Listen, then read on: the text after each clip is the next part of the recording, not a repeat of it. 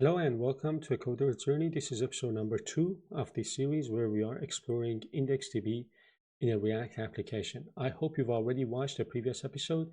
If that's not the case, please make sure you do that because everything we discover in each episode builds on the ideas from the previous ones. And as always, remember that you can grab the full solution files using the link in the description of this episode. So let's get started. The first thing, before we get started, I just wanted to show you something real quick. So if I go to my application tab, my IndexedDB, this is my database that got created, right? And as you can see, the version is 1, and then I can check out the different object stores that I've got here. So with that out of the way, I want to start this episode by talking about schema design and why it matters.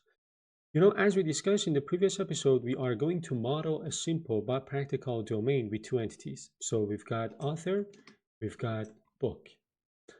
These entities will have a relationship, meaning that one author can have many books and each book will belong to one author. I know that, in the real world applications, a book can be written by multiple authors as well. But to keep things simple, there is a one-to-many relationship between these two entities. So we can define some basic properties for the author entity, such as ID, name, bio, and created at field. For the book entity, we can consider fields like an ID, title, description, author ID, which links the book back to its author, and a status field that, status could have values like unread, reading, or, picked up, probably anything. Anyway, we would, typically include a created at field for the book as well. So even though IndexedDB is flexible and behaves like, a NoSQL database, you still need a clear plan for how your data is structured. There are no joins and no foreign keys in the way we are used to, from relational databases. So relationships need to be handled manually by you. And on top of that, you also want to think ahead about how you are going to query your data because indexing becomes very important for performance and structure. We also covered in the previous episode that IndexedDB stores structured objects, right? Inside something called object stores. So I'm going to write object stores so that you see it one more time. So you can think of these object stores like folders or tables in a relational database. So each store, holds JavaScript objects. For example, we could have an authors object store that contains author objects and a books object store that contains book objects.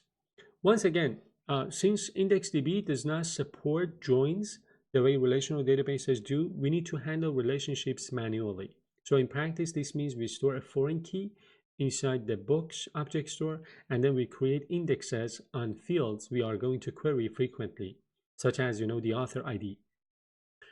So this gives us a way to efficiently link and search related data even without traditional, relational features.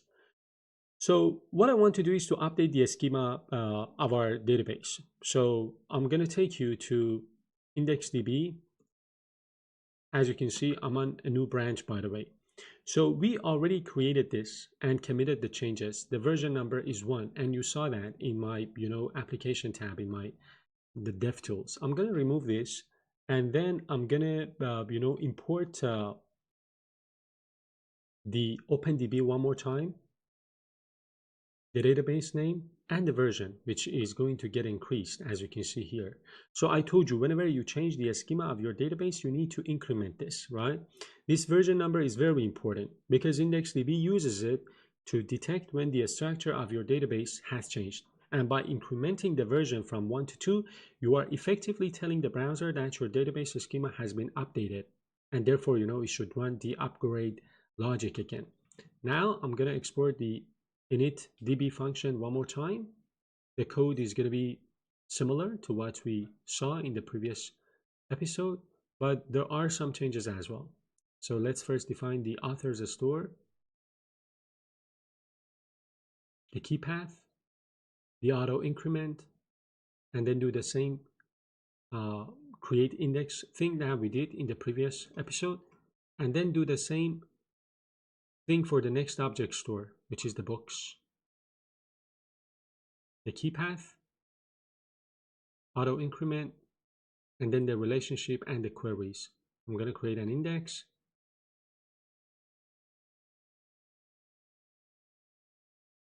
an author ID, another one on status, and another one on title.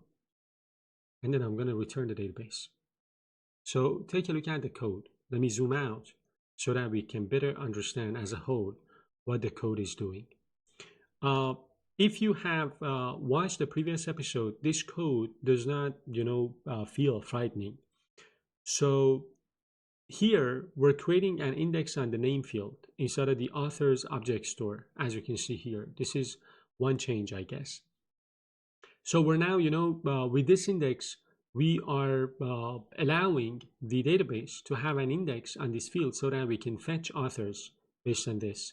On top of that, we are also creating indexes on author ID status and title fields inside of the books object store. So these indexes together, are not just a technical detail, because they are what, allow you to efficiently query and filter data later on without scanning the entire object store, which becomes increasingly important as the data increases.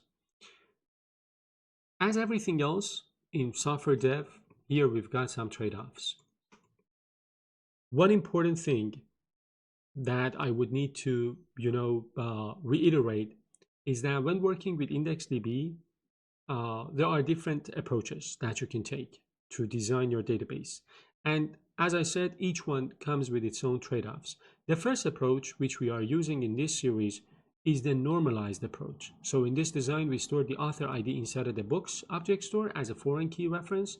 And this leads to, of course, less duplicated data and makes updates much cleaner, because if an author's information changes, we only need to update it in one place, in the author's object store. However, the downside of this approach is that it often requires multiple queries when you want to retrieve related data.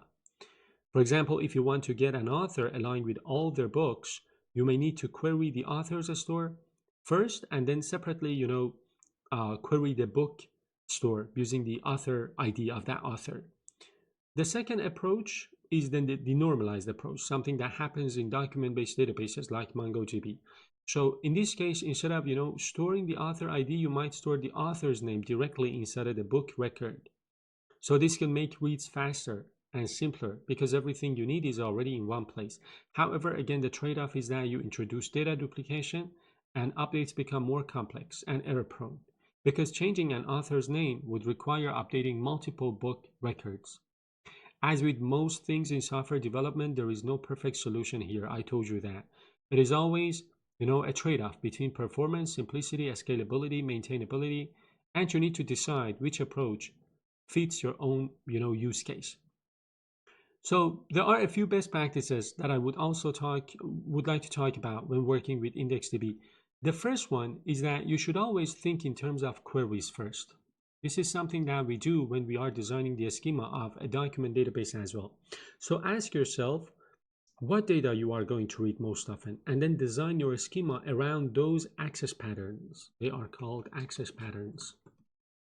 This mindset will give you, will guide you toward better structured decisions. Second, you should always add indexes early, without proper, so I'm going to say indexes early. Because you know what? Without proper indexes, querying data efficiently becomes very difficult, especially as your data set grows. The third one is that you should always model relationships manually. Model relationships manually. So, this means that IndexedDB does not support joins like relational databases do. So you need to rely on IDs and, careful schema design to connect related data. Fourth, you should plan version upgrades. You saw that we upgraded the version, right? Plan your version upgrades carefully. Every time you change the schema of your database, you must increment the database version. You saw that. So it is important to think ahead and avoid unnecessary migrations. There are, like migrations. So we have, incremented the version. And that's it. Let me commit my changes here. So I'm going to say update database schema in IndexedDB. That's a wrap for this episode number 2. I hope you've enjoyed it. If you did, make sure to like the video, subscribe to the channel, stay tuned for the upcoming episodes as well.